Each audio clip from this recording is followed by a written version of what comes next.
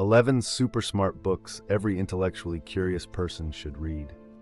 Reading is an incredible superpower you can practice daily.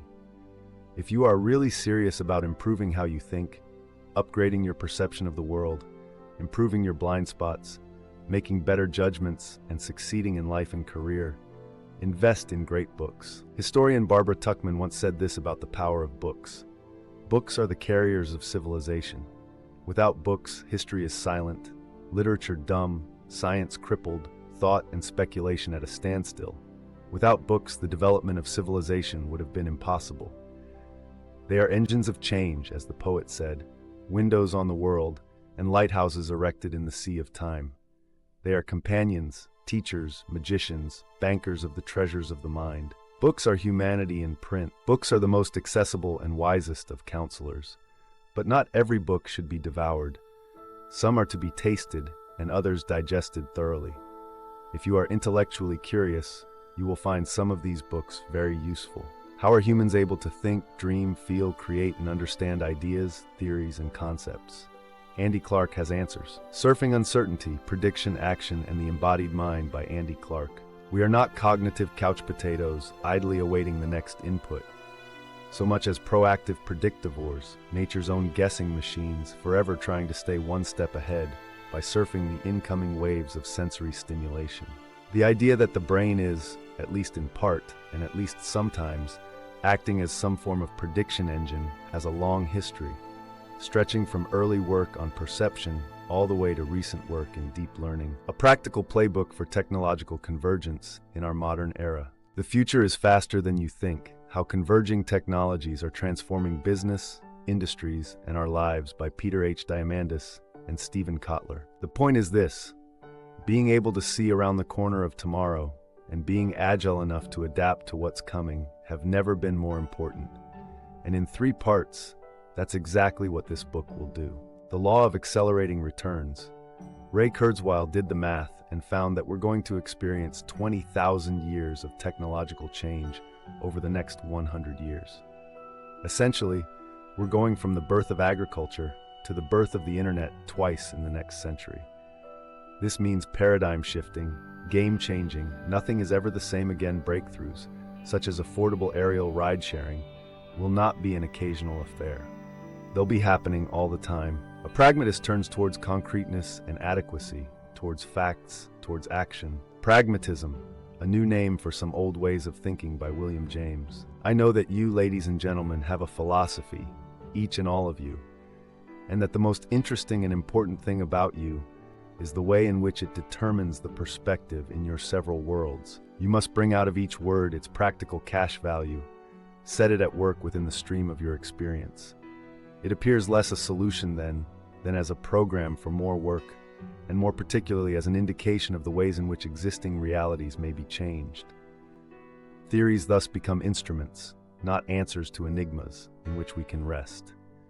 We don't lie back upon them, we move forward, and on occasion, make nature over again by their aid. This book gives you the main ideas and summaries of so many influential thinkers. Great Thinkers, Simple Tools from 60 Great Thinkers to Improve Your Life by the School of Life. The great works of culture have it in their power to clear mental confusion. They give us words for things we had felt but had not previously grasped. They replace cliché with insight. Aristotle also observed that every virtue seems to be bang in the middle of 2 vices. It occupies what he termed the golden mean between 2 extremes of character. The primary thing we need to learn is not just maths or spelling, but how to be good. We need to learn about courage, self-control, reasonableness, independence, and calm. Maria explores the connections between scientists, artists, and writers in a highly original survey of life. Figuring by Maria Popova, the richest relationships are often those that don't fit neatly into the preconceived slots we have made for the archetypes we imagine would populate our lives. The friend, the lover, the parent, the sibling, the mentor, the muse. We meet people who belong to no single slot, who figure into multiple categories at different times and in different magnitudes. We then must either stretch ourselves to create new slots shaped after these singular relationships, enduring the growing pains of self-expansion, or petrify, leaves interweave with other lives, And out of the tapestry arise hints at answers to questions that raise to the bone of life. What are the building blocks of character, of contentment, of lasting achievement? How does a person come into self-possession and sovereignty of mind against the tide of convention and unreasoning collectivism? Does genius suffice for happiness? Does distinction? Does love? Tversky gives us a new way to think about how and where thinking takes place. Mind in Motion, How Action Shapes Thought by Barbara Tversky. Space places two fundamental constraints on movement, constraints that are reflected in thought. Proximity, near places are easier to get to than far ones, and gravity, going up is more effortful than going down. An account of how we acquire everyday, mathematical, natural scientific, religious and ethical knowledge. An essay concerning human understanding by John Locke. The great question which, in all ages, has disturbed mankind and brought on them the greatest part of their mischiefs, has been, not whether be power in the world, nor whence it came, but who should have it. The acts of the mind, wherein it exerts its power over simple ideas, are chiefly these three. 1. Combining several simple ideas into one compound one, and thus all complex ideas are made. 2. The second is bringing two ideas, whether simple or complex, together, and setting them by one another so as to take a view of them at once, without uniting them into one, by which it gets all its ideas of relations. The third is separating them from all other ideas that accompany them in their real existence.